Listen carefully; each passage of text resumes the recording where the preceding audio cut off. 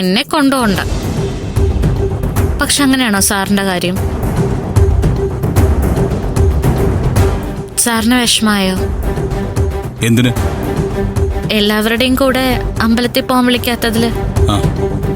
തനിക്ക് എന്താ തോന്നിയേ?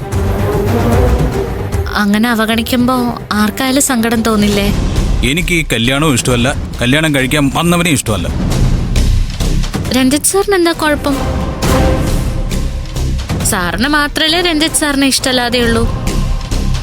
ബാക്കി എല്ലാവർക്കും ഇഷ്ടമുണ്ടല്ലോ. അതെ, അവൻ നല്ലവനല്ലാത്തോണ്ടാ എനിക്ക് ഇഷ്ടമല്ലാത്തത്. സാറിന് ഇഷ്ടമല്ലാത്ത ഒക്കെ ചീത്തയാണോ? ആ. സാറിന് നാടൻ ബ്രാൻഡി ഇഷ്ടാണോ?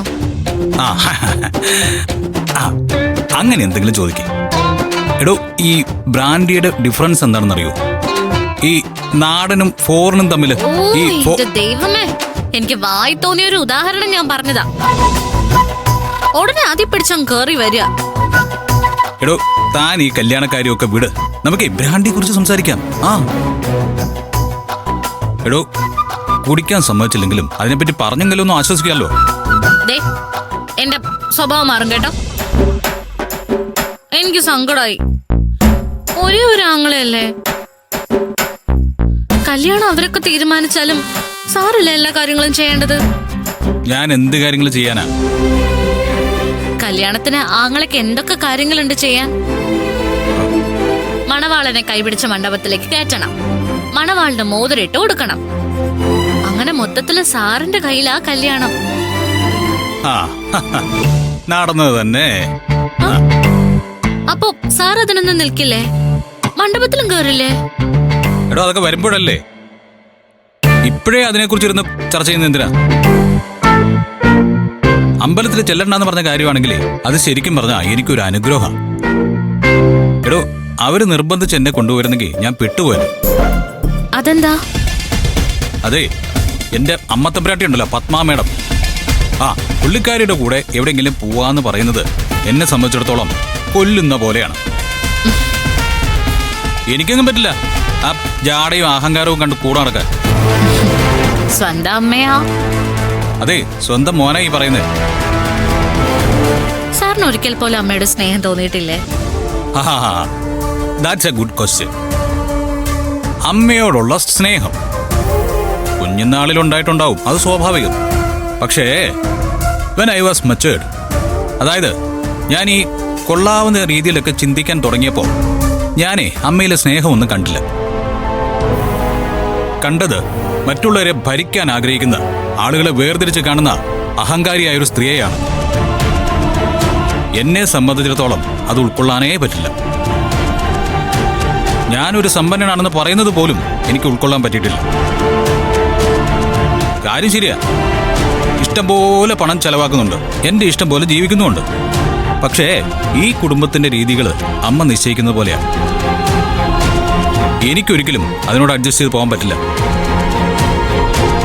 പിന്നെ അച്ഛനും ഓക്കെ, അച്ഛന്റെ രീതികളും ഓക്കെ. പക്ഷേ പാവത്തിന് വലിയ വോയിസ് ഒന്നുമില്ല. നേരം വെളുത്താ പത്മാമേഡം പത്മാമേഡം പത്മാമേഡം തീരുമാനിക്കുന്നു, പത്മാമേഡം നടത്തുന്നു, പത്മാമേഡം ക്ഷണിക്കുന്നു, എല്ലാം പത്മാമേഡം. വെറുപ്പാണ്, വെറുപ്പല്ലാതെ വേറെ ഒന്നുമില്ല. ഞാൻ ചോദിച്ചൊക്കെ തിരിച്ചെടുത്തു. ഇനി ഇതിന്റെ പേരിൽ ആവശ്യമില്ലാതെ ടെൻഷൻ ആവാൻ നിൽക്കണ്ട. ഏയ്, പറയുന്നത് താനായതുകൊണ്ട് എനിക്ക് യാതൊരു കുഴപ്പമില്ല. അതെന്താ എനിക്കൊരു പ്രത്യേകത? താനേ വെരി വെരി സ്പെഷ്യൽ അല്ലേ മൈ ഡിയർ നന്ദിനി? അല്ല, താൻ കിടക്കുന്നില്ലേ? എന്നാ കിടക്കാം. എന്നാ കിടക്കടോ. Good night. Very very special Nandini. എന്താ? ഒന്നല്ല.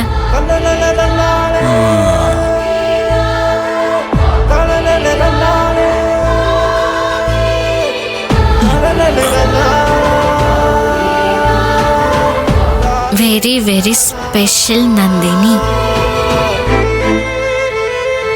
My dear Surya sir.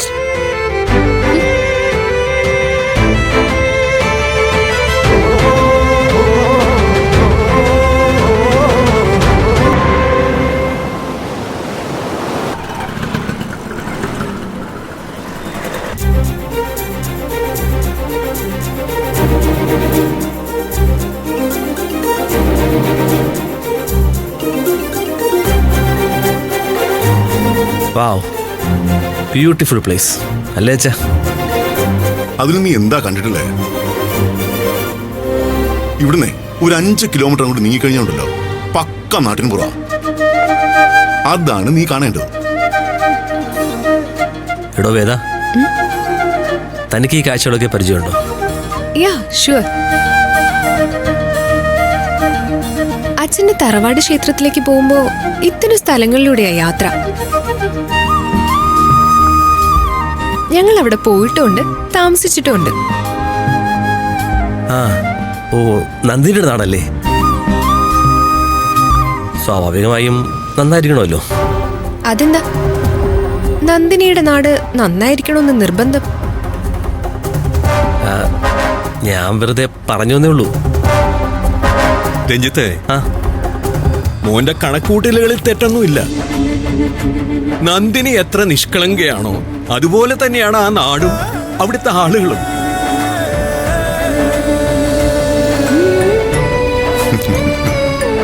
ഏട്ടാ, നമ്മുടെ കുഞ്ഞുനാളില്ലേ, നമ്മുടെ തറവാട്ടിലെ അമ്പലത്തിൽ പോയതൊക്കെ ഏട്ടന് ഓർമ്മയുണ്ടോ? അതിന്റെ ഉത്തരം ഞാൻ പറഞ്ഞുതരാം. ഞാനൊരു 100 ആവർത്തി കേട്ടിട്ടുണ്ട് അതൊക്കെ. നിങ്ങളുടെ കളികളും കുസൃതികളും. മിക്കവാറും ആഴ്ചയിൽ ഒരു 2 തവണ ഉദയശങ്കറിന്റെ കഥാപ്രസംഗ പരിപാടി തന്നെ ഉണ്ടാവും.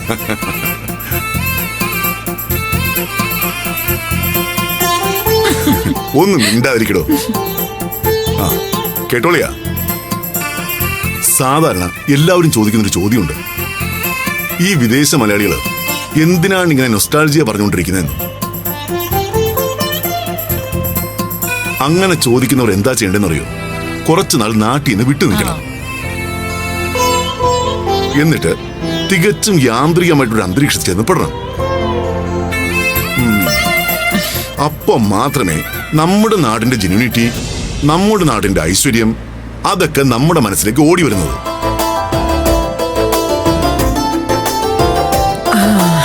ഞാൻ എന്തായാലും ഒരു തീരുമാനം എടുത്തിട്ടുണ്ട്.